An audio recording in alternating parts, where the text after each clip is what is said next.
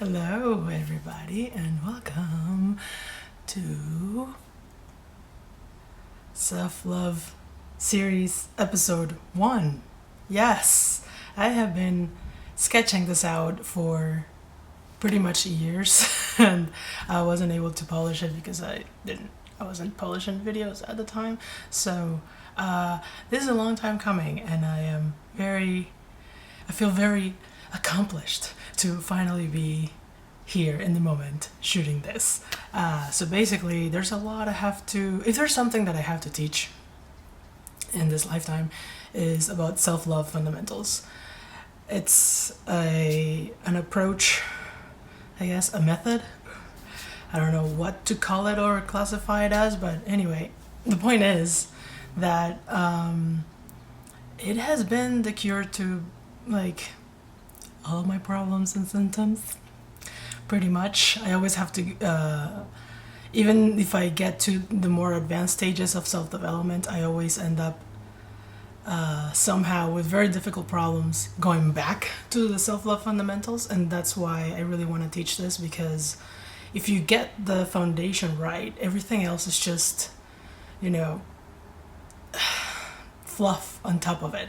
So all the techniques that are specific about how to love yourself, all of the advice that you're gonna get from multiple people, the healing strategies and methods, everything comes as a tool, and it's up to you, or I guess since I'm speaking from my perspective, it's up for me to determine whether that is an actual self-loving thing to do for myself right now or not. And it has changed my life. I'll do one of the episodes in this series will be about my story. That was requested a long time ago, how self-love helped me heal. So if you're watching this and you requested that video, just so you know, I haven't forgotten about you. It's always been on my list. It's always been, something that I do want to do, and it's coming. It's on its way. Okay, so for the first episode, I thought I would talk about what self-love isn't, and by contrast, then we can do another episode on what it is. This one kind of bothers me because I am guilty of pretty much all of these misconceptions. I had every single one of these at some point in time before I decided to take on the self-loving path. And I decided to take on this path in spite of my misconceptions about it, in spite of me suspecting all of the things that I'm going to share with you today. I still made the commitment, and man, I am glad to have done so. It's pretty much the best decision of my life. But I'm going to stop talking it up by now, because it doesn't matter how much I talk it up. If you don't experience it for yourself, it's like when someone describes to you what an orgasm is. It doesn't matter how much they describe it to you. You have to experience it yourself. So, yeah. Okay, so the first misconception that I had was that it means to become a narcissist. And the word narcissist is something that I'm kind of uncomfortable using it, because it's been so abused in recent years in the self-development / self-improvement community, spirituality too.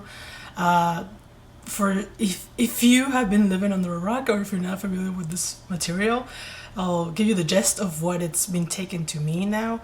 It's an actual clinical term that is not to be used lightly on anybody. It's an actual clinical diagnosis, and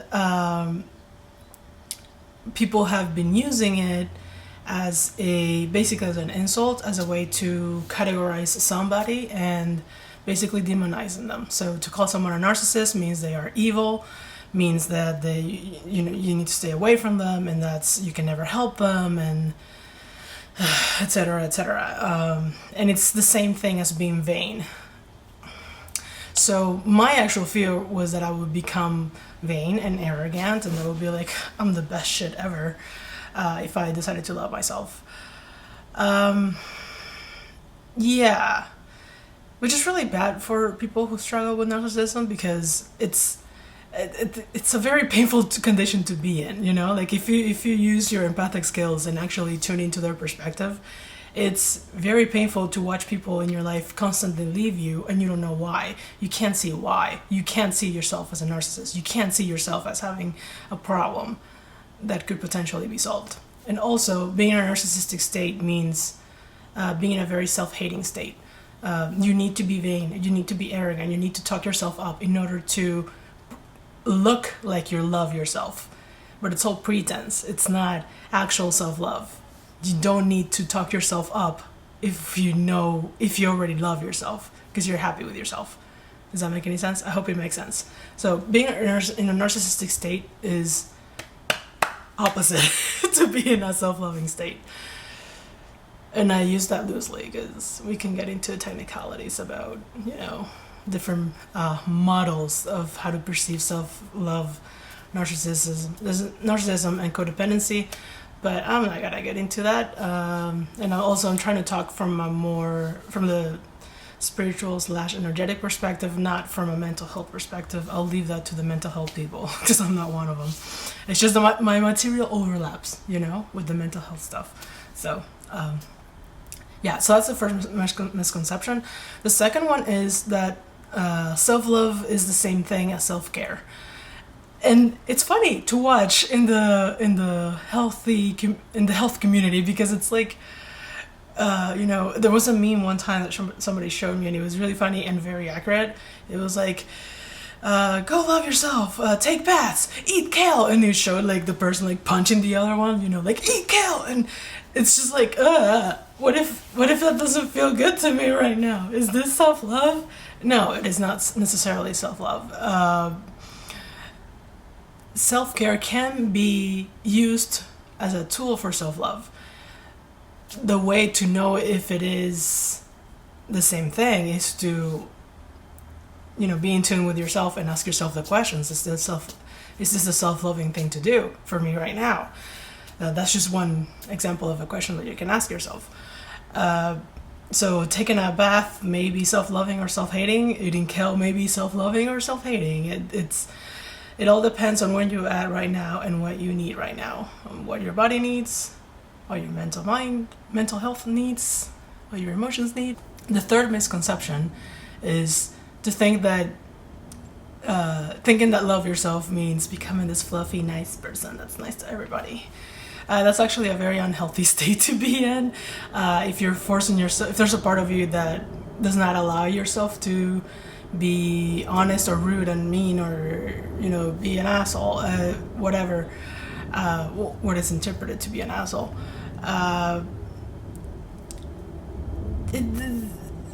No.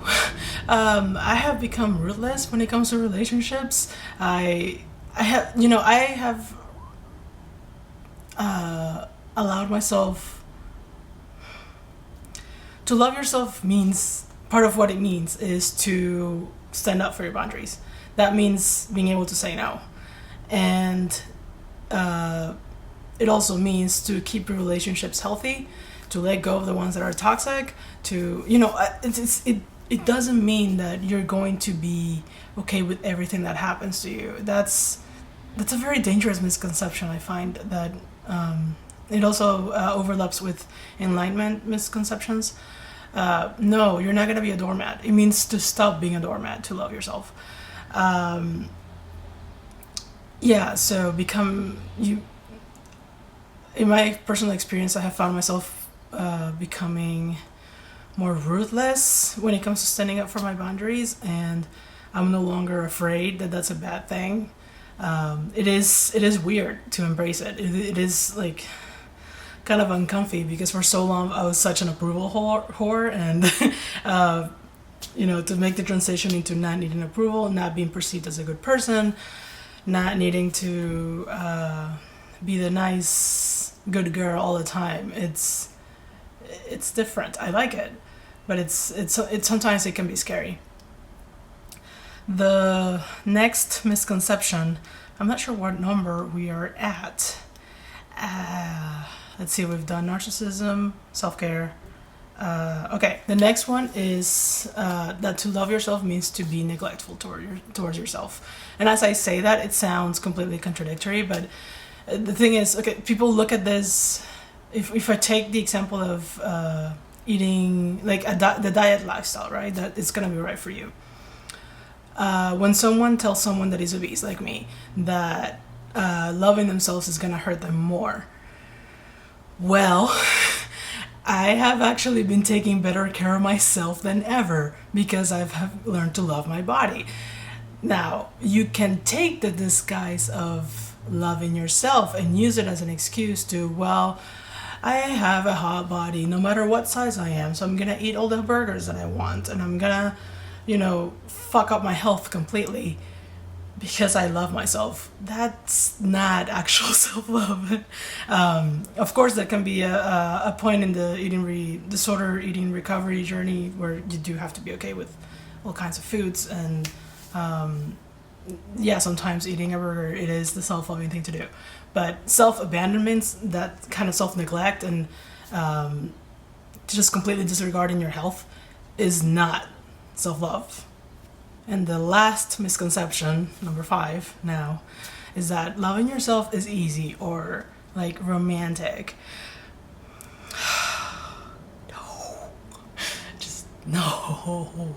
I have found this to be the case with not just myself, but with my mentors, from what they teach me, with my clients, like seeing them struggle so much and, just be like, yeah, I know this is hard.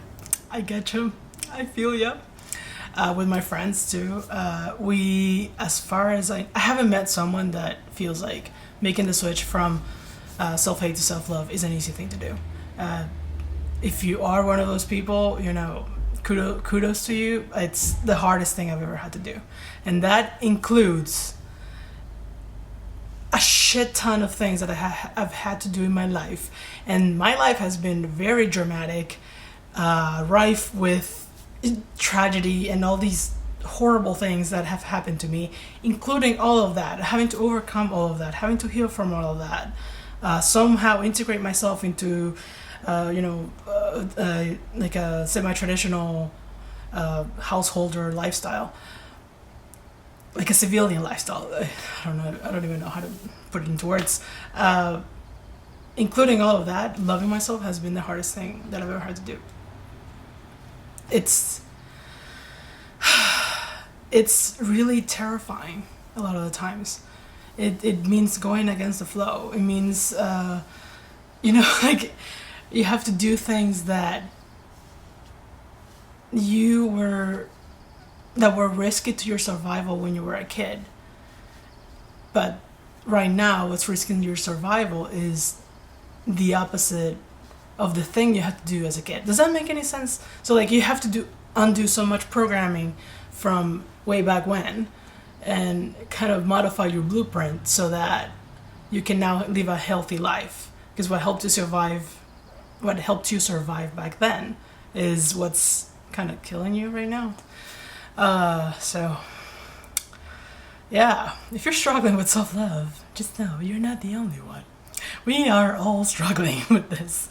And even though I have been practicing for years now, like I first decided to love myself, 5 years ago. This year is gonna be 6 years. I still struggle with it sometimes, like I haven't gotten a hold of some symptoms and disorder patterns that I still have. It's still like an ongoing process. Okay, so I'm going to talk about what self-love actually is in another episode. And I hope you found this helpful. If you did, please give this video a like and subscribe and hit the bell because I don't have an uploading schedule as of the moment. It's whenever I manage to make it to the Starbucks and upload a video, that is when it's going up. So if you want to be notified when a video goes up, hit the bell and hopefully the gods of the algorithm will bless us and actually show you the video. But yeah, that's, I guess, out of my hands. Yeah, okay. I'll see you next time. And let me know if you have any questions. I have my email contact down below. So if you want to ask any questions and you want them answered in video format, feel free to send them over. And okay, see you next time.